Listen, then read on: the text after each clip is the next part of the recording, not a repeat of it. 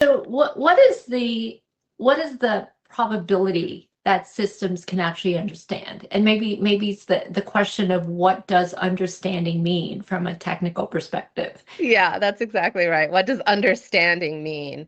And I think the problem we run into is that a lot of what this technology is doing is not something that we have good language for outside of our own human experience. And so we're using human words, for human mentalistic cognitive processes. We're using words like understand, like reason, like chain of thought, all of these things that we understand from our human experience, and using it for something that's fundamentally not human. So does it understand? Well, it understands in a neural network computer way. It doesn't understand in a human way. And I think that's where people are getting a little bit confused. Like, does understanding mean that it can take something that you say, expand it into a bunch of related concepts and give you back something that is relevant to what you said? Like, is that what understanding is? Because if so, yes, these systems can do that.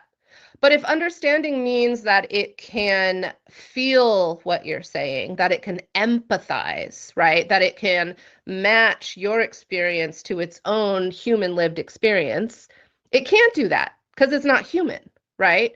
And so the language we're using here is really muddying the waters in our ability to understand what these systems are, because we already tend to see it as human-like. And then if on top of that, for the technical things it's doing, we're using human-like words, we lose the ability to really tell the difference.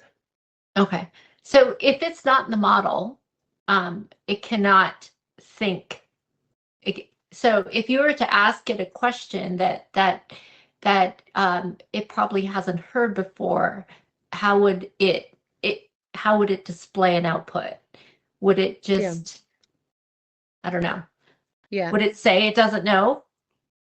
Well, if it's designed to, but basically what happens at a technical level, which I think like is maybe what you're getting at, or what might help sort of clarify this, is that each word you put forward has a bunch of associations to it. And this is something that I think everyone is familiar with in their own experiences. Like if I say cat, then probably all of you are also thinking dog, right? We just have these associations based on what we've experienced. Language models have something based on the forms of text. So they have been exposed to the word cat, often co-occurring with the word dog. And that's recorded probabilistically.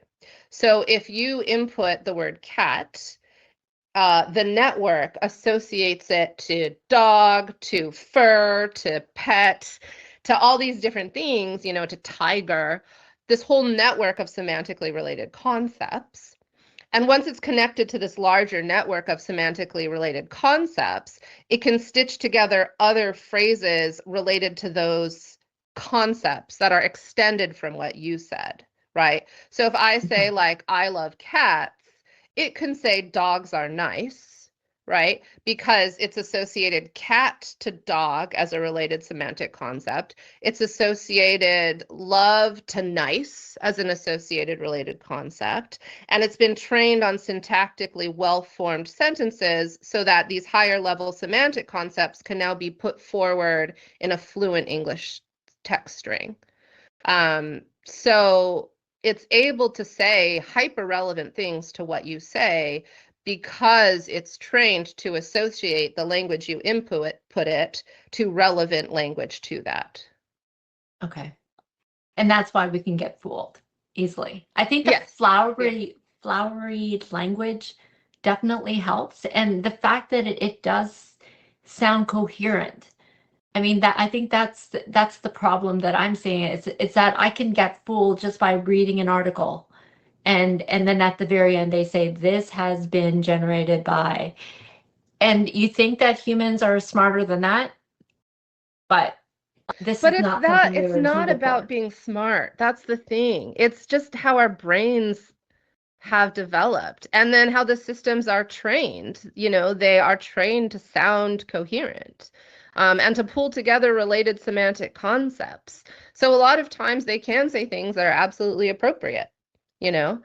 So I just worry that like we don't give ourselves enough credit when we're sort of getting fooled by these systems, because it's kind of like that's the only way things can go given how they're designed and how our brains work.